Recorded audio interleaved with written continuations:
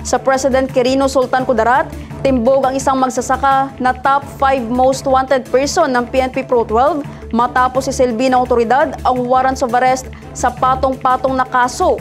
Ang blotter sa report.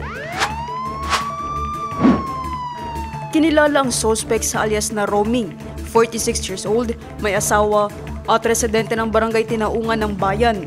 Inaresto ito araw ng Linggo, August 10, sa bisa ng multiple warrants of arrest mula sa Regional Trial Court, Branch 20, Tacurong City para sa mga kasong murder, carnapping with homicide at paglabag sa Section 5, Article 2 ng Republic Act 9165.